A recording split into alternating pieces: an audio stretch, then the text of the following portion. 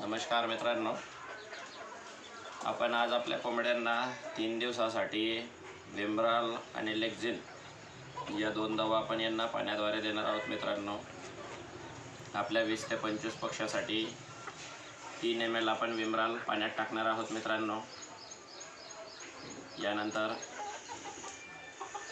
20 ग्रॅमची जे लेक्झिनची पुडी असते मित्रांनो, याला आपण जास्त न घेता याला हातावरती अशा थोड्याशा प्रमाणात घेणार आहोत. मित्रांनो, तुम्ही बघू शकता इतक्या प्रमाणात घेऊ शकता आणि हे आपण पाण्यात मिसळून आपण आपल्या कोंबड्यांना 3 दिवसासाठी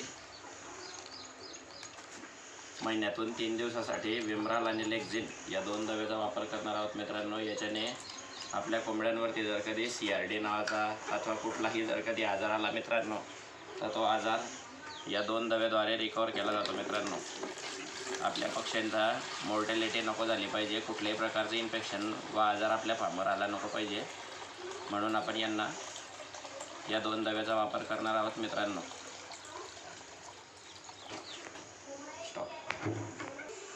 मित्रांनो, आपण आपल्या पक्ष्यांना जे भांडे आहेत 2 भांडे, त्यांना आपण 5 लिटर पाण्यामध्ये 3 ml विम्ब्राल आणि अर्ध्या ग्रामच्या आसपास आपण यांना लेक्झिन पावडर मिक्स करून देत आहोत. करू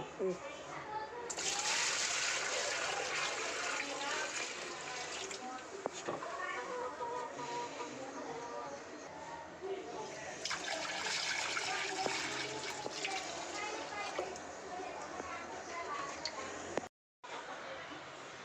मित्रांनो, ही आहे आपल्या 30 ते पक्ष्यांची खोली.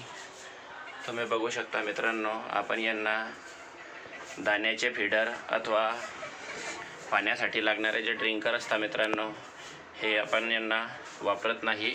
आपण यांना अशा ऑइलच्या कॅनमध्ये काटून यांना आपण फीड टाकत असतो. त्याच्यानंतर हे कुंभार बाबाकडून आणलेली पक्ष्यांसाठी जे बेडगी असते मित्रांनो, त्या बेडगीमध्ये यांना आपण पाणी टाकतो.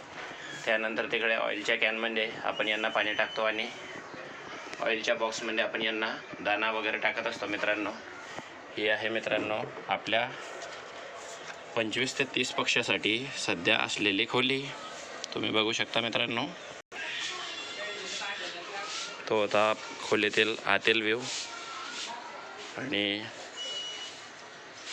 हा आहे आपल्या फार्मवरील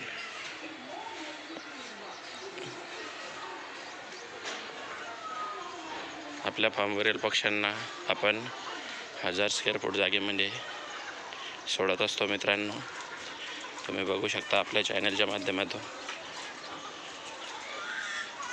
हे आहेत आपल्याला आधी मिळालेले कॉकरेलचे 3 चेक्स, त्याच्यातील 1 मॉर्टॅलिटी झाला आणि 2 वाचले. मित्रांनो, आणि हे आहे आपल्या फार्मवरील सीताफळाचे झाड.